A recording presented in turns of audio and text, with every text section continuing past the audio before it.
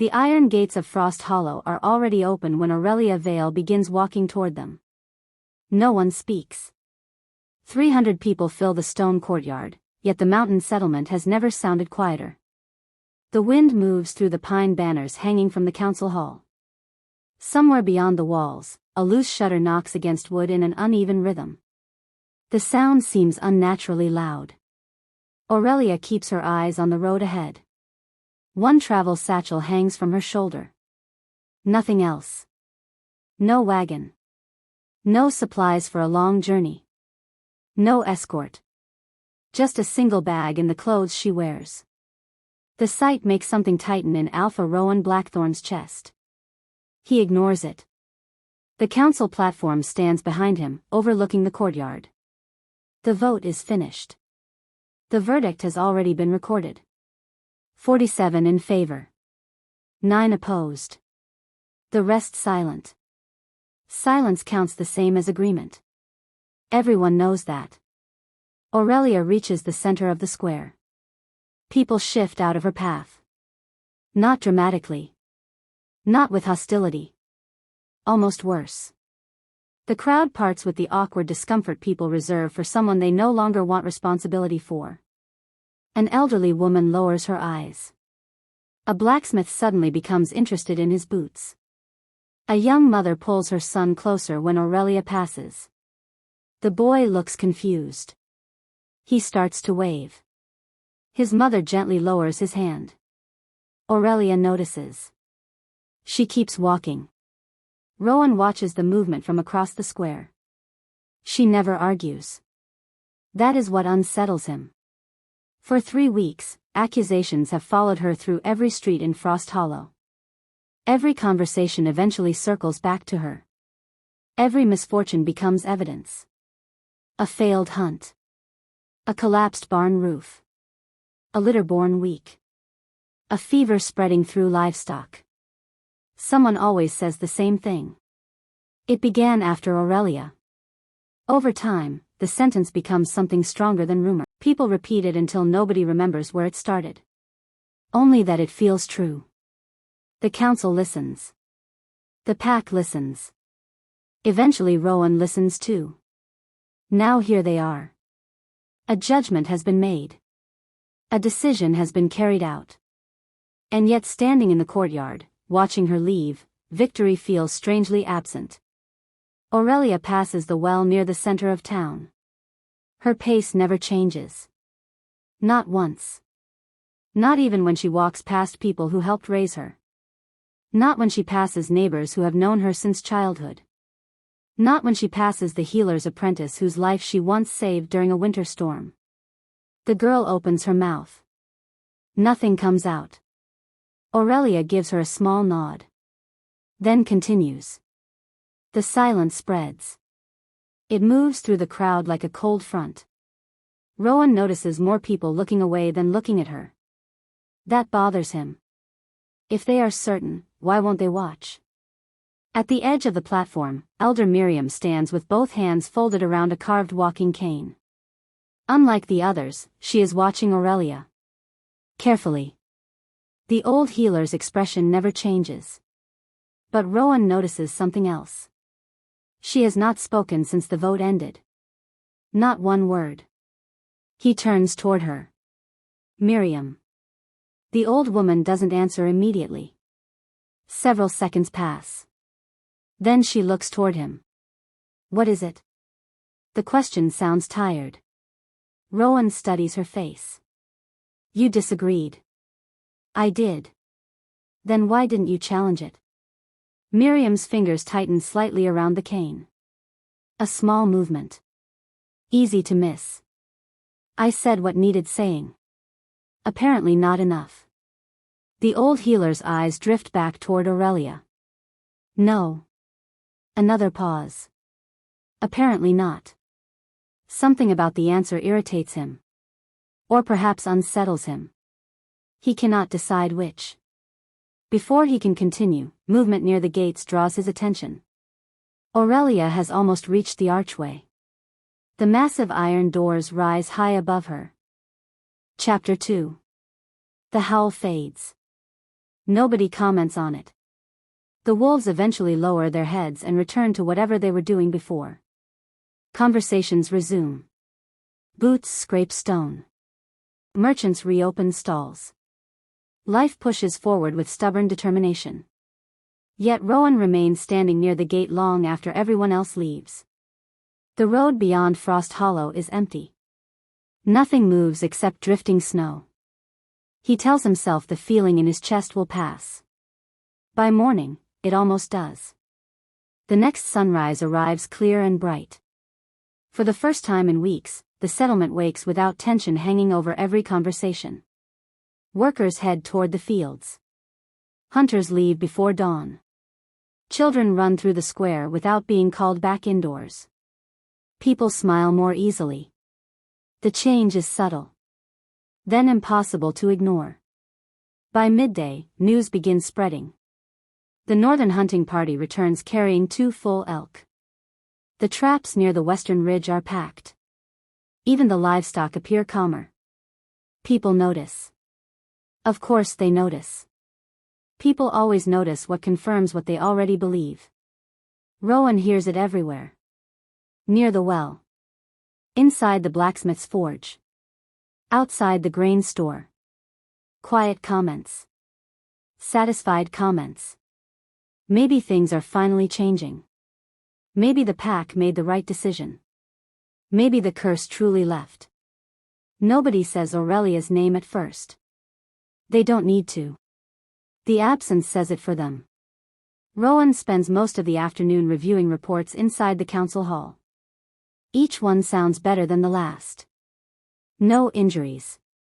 No damaged property. No disputes requiring intervention. The settlement feels lighter. By evening, even he finds himself relaxing. Not completely. Just enough.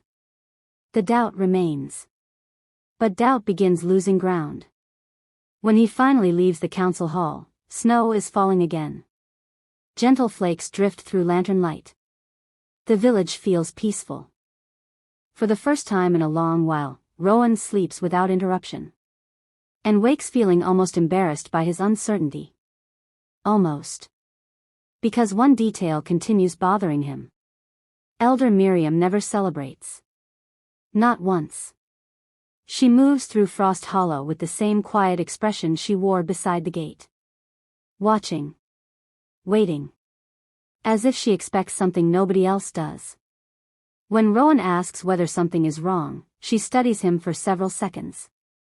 Then simply says, "Enjoy the quiet." Nothing more. The answer follows him the rest of the day. The second sunrise arrives. The weather remains calm. The hunters return successful again. A broken irrigation channel that has troubled farmers for months suddenly begins functioning after a simple repair. Several council members openly joke during their meeting. One even suggests holding a festival. A real celebration. The idea receives more support than Rowan expects. Laughter fills the room. Relief fills the room. Certainty fills the room. For the first time since the vote, Rowan feels completely alone in his hesitation. He doesn't mention it. Instead he signs reports. Approves requests. Listens to plans. Allows the mood to carry him along. Outside the hall, Frost Hollow feels alive again. People linger in the square after sunset.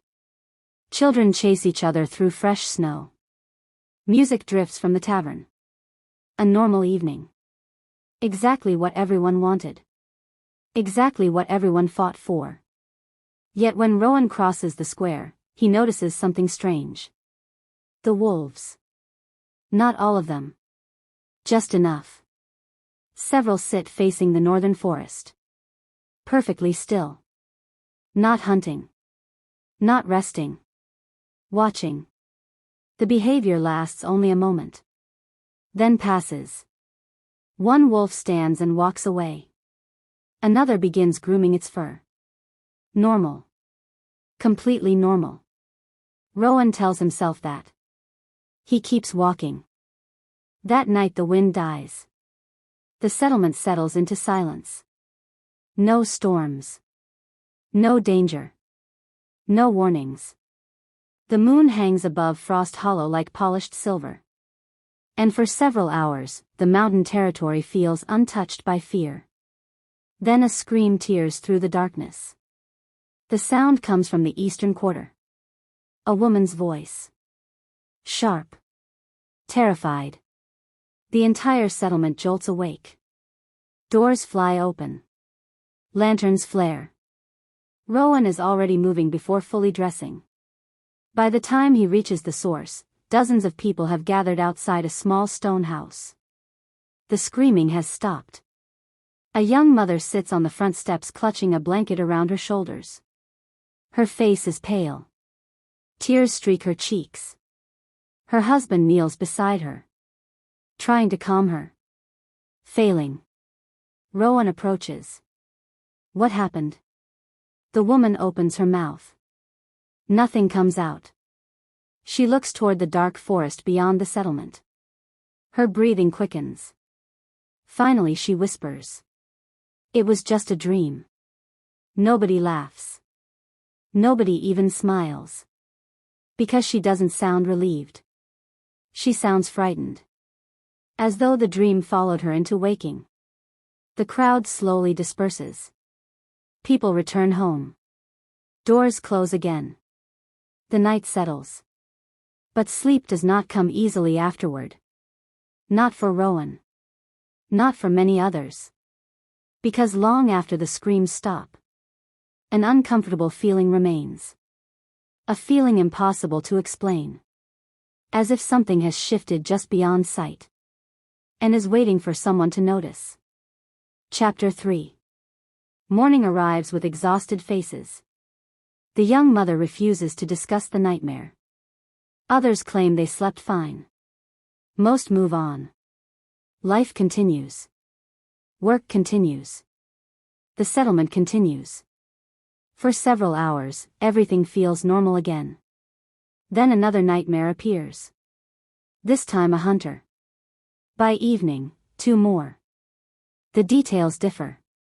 The reactions do not. Each person wakes shaken. Sweating. Unable to explain why they feel disturbed. Rowan notices a pattern before anyone else does. Nobody wants to describe what they saw. Not because they forgot. Because they remember too clearly. The next night brings more. 5. Then 8. Then 12. The nightmares spread quietly through Frost Hollow. Like a sickness nobody can diagnose. People begin avoiding eye contact at breakfast. Children cling to parents. Hunters leave later than usual. Conversation grows shorter. The fear isn't in the dreams themselves. The fear comes afterward. The lingering feeling. The shame. The discomfort. The sense that something private has been exposed. Yet nobody understands why. One evening Rowan visits the tavern. The room should be loud. Instead it feels restrained. Every conversation dies when someone approaches. Every laugh ends too quickly. People keep glancing over shoulders. Watching each other. Measuring each other. The atmosphere feels wrong. Not dangerous. Just strained. Like a rope beginning to fray. Near the corner table, 2 brothers suddenly begin arguing. The disagreement starts over nothing. A spilled drink. An accidental bump.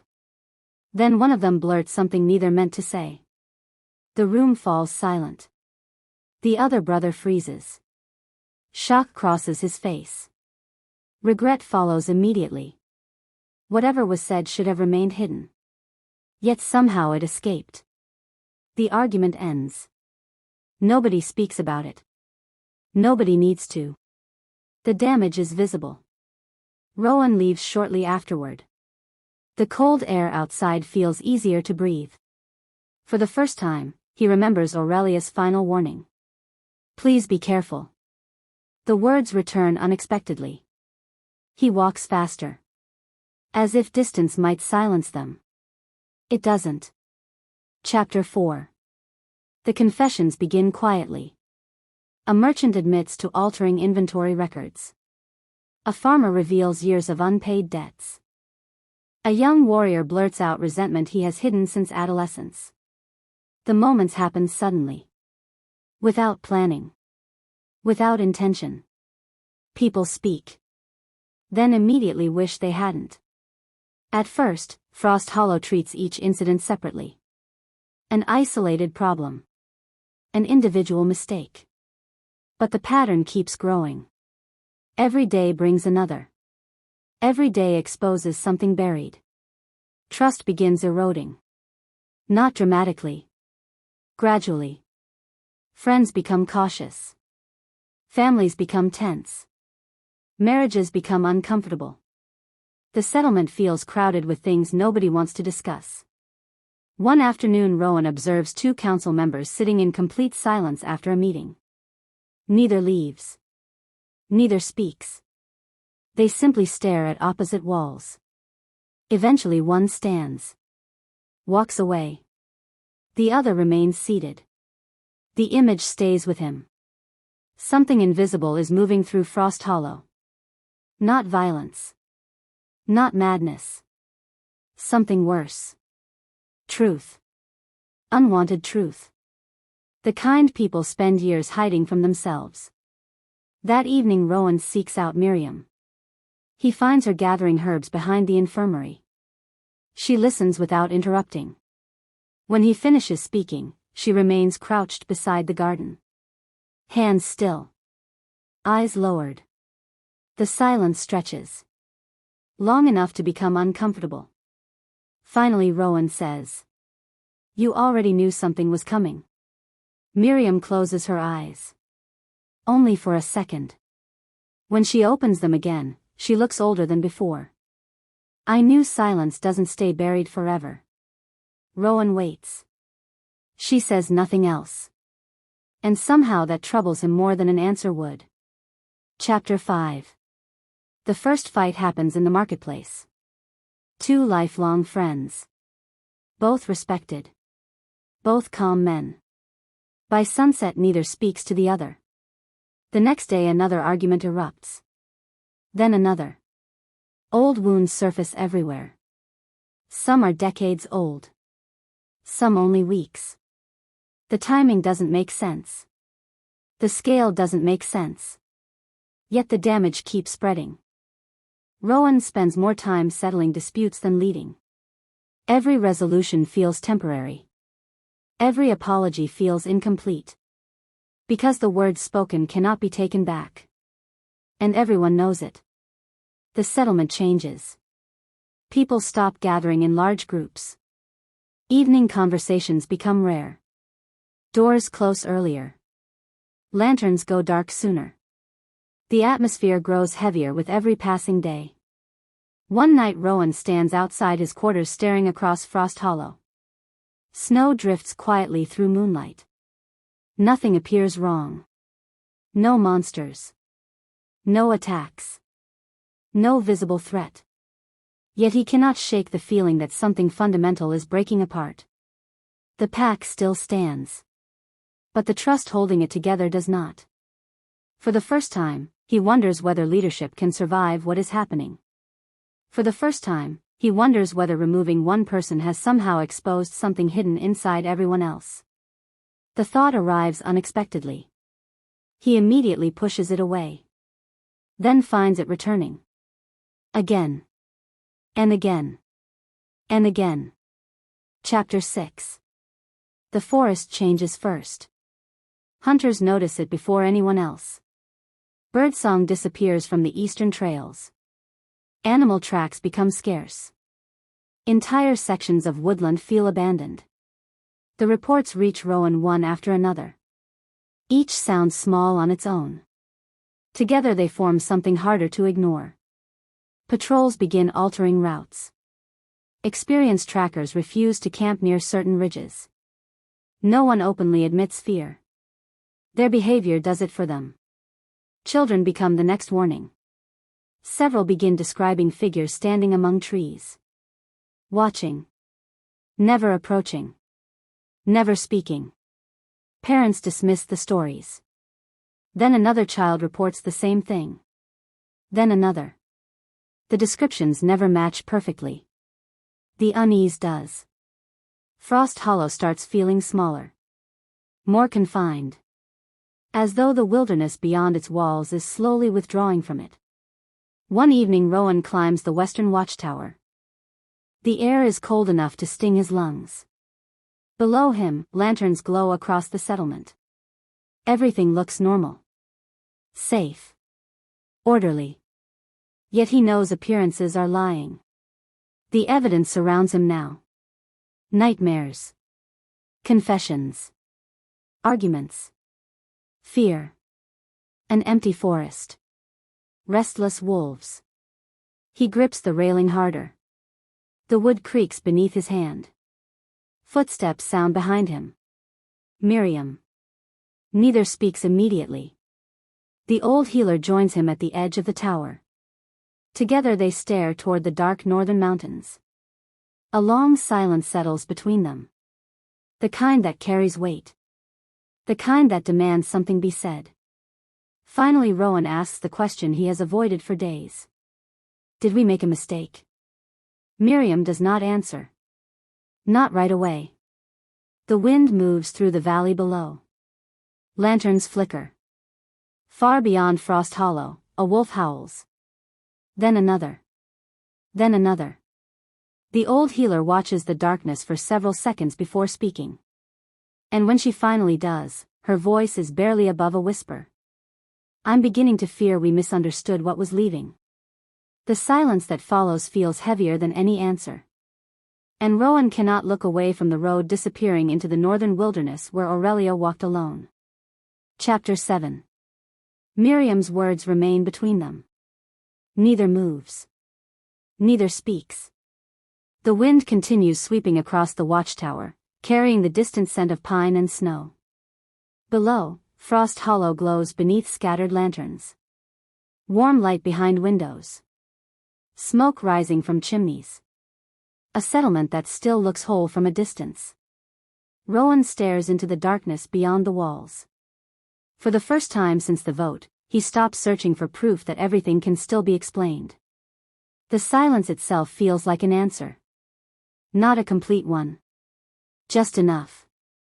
When he finally leaves the tower, the village feels unfamiliar. Not because anything has changed. Because he has. The next morning begins with another council meeting. The room fills as usual. Papers spread across the table. Reports are read. Concerns are discussed. Voices speak. But certainty is gone. Nobody says it aloud. Nobody needs to. Every person in the room carries it differently. Avoided eye contact. Long pauses. Second thoughts arriving too late. One council member starts to make a confident statement. Then stops halfway through. The unfinished sentence hangs in the room. No one finishes it for him. The meeting ends earlier than usual. Outside, people continue their routines. Fields still require work. Animals still need feeding. Children still race through snow-covered paths. Life continues. Yet Frost Hollow no longer moves with the same rhythm. Something has settled over the settlement. Not panic. Not fear. Awareness. The uncomfortable kind. The kind that follows a mistake too large to undo. Rowan finds himself walking toward the northern gate. His boots crunch through frozen snow. The guards straighten when they see him approaching. Neither speaks. Both know where he is looking. The road stretches away through the forest. Empty. Just as it was before. He remains there longer than intended. Watching. Waiting. Expecting nothing. Still watching. Eventually one of the younger guards clears his throat. Do you think she'll come back? The question lingers in the cold air. Rowan doesn't answer immediately. The road offers no help. Only distance. Finally he says. I don't know. The guard nods. Neither man says anything else. Because neither knows what would follow that answer. The days that follow bring no sudden salvation. The nightmares continue. Arguments continue. The forest remains unnaturally quiet. The wolves still hesitate near certain ridges. Nothing dramatically worsens. Nothing improves. The damage simply becomes part of daily life. Which somehow feels heavier. People learn to function around it. The way people learn to live beside old injuries. One evening Rowan walks through the settlement as dusk settles over Frost Hollow. Lanterns flicker awake one by one. A baker closes her shop. Children are called indoors. A door shuts somewhere down the street. Ordinary sounds. Ordinary moments. Yet he notices how many people now pause before speaking. How often conversations stop and restart. How carefully people choose their words. The settlement has become quieter. Not because secrets no longer exist. Because everyone finally understands their weight. Near the infirmary he spots Miriam sitting alone outside. Her hands rest across her cane. Her gaze fixed on the distant mountains. He sits beside her. For several minutes neither speaks. The silence feels familiar now. Less uncomfortable. More honest. Finally Rowan asks. Did she ever tell you? Miriam doesn't look at him. Tell me what? Why she stayed. The old healer exhales slowly. A cloud of white drifts into the evening air. Then she shakes her head. No. The answer surprises him. Miriam notices. A faint sadness crosses her face. Some people spend their lives carrying things they never discuss. Again silence settles between them. This time Rowan doesn't try to break it. Because suddenly he remembers something. Not a warning. Not a conversation. A small moment. Years ago. A storm had destroyed part of the western grain stores. Everyone had been angry. Everyone had been frightened. Aurelia had spent 3 days helping rebuild damaged structures. No complaints. No recognition. Just work. When people blamed her afterward anyway, she hadn't defended herself. She had simply returned to work. At the time it had seemed strange. Now it feels different. The memory leaves an ache he cannot quite name. Darkness gradually settles across Frost Hollow. The mountains fade into shadow. Miriam eventually rises and walks away. Rowan remains seated. Listening. For a while he hears only wind.